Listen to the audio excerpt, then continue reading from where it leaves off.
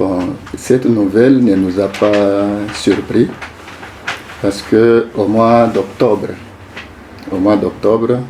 nous avons reçu une commission de l'Ordre national de médecins envoyée par Kinshasa pour faire l'état des lieux de la faculté de médecine.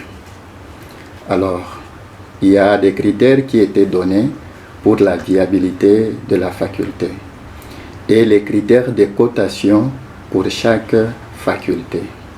Alors, les universités qui se retrouvent entre 80% au-delà sont déclarées viables et leurs ressortissants, donc les finalistes de ces universités-là, ne doivent pas passer par un test pour avoir le numéro d'ordre. La deuxième tranche, c'est entre 79 et 50%.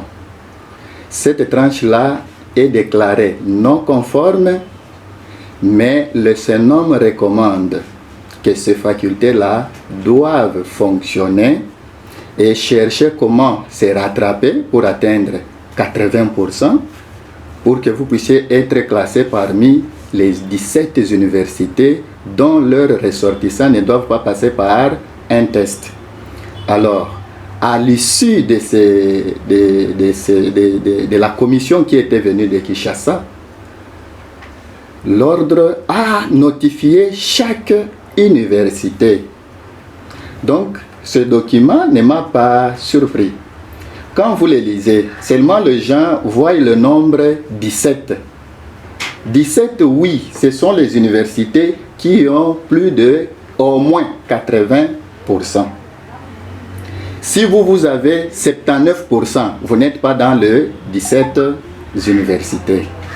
Vous êtes dans les universités qui sont déclarées non conformes, mais on vous donne des recommandations à faire pour vous rattraper. Et ce contrôle-là est annuel. Donc chaque année, nous sommes censés recevoir la commission de l'ordre de médecins pour savoir si les recommandations données sont réalisées ou ne sont pas réalisées. Si l'ordre trouve que ce qui a été recommandé a été fait, la cotation va faire quoi? Va monter. Petit à petit jusqu'à ce que vous allez atteindre 80%. Mais tant que vous n'avez pas encore atteint 80%, donc les finalistes de votre université doivent passer par un test. Voilà pourquoi même sur le document qui est en train de sillonner, les gens ne voient que 17. Mais quand vous lisez ce texte ici, seules les facultés ci-après ont atteint accrédité. Par conséquent, les diplômés de ces facultés sont dispensés.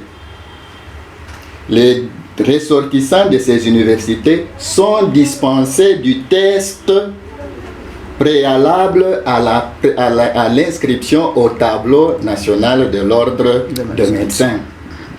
Donc c'est pour dire que la faculté de médecine de l'université de Kalemi n'est pas fermée.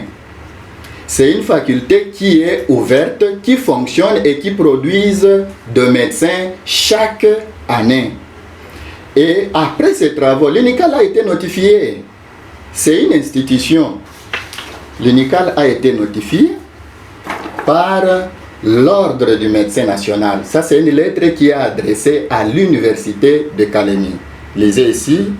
Conclusion, enquête de viabilité de la faculté de médecine, UNICAL, édition 2024.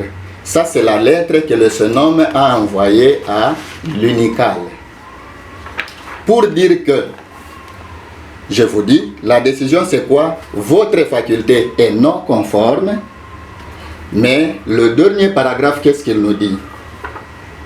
Le bureau du CNOM vous recommande de vous y conformer en totalité dans les meilleurs délais.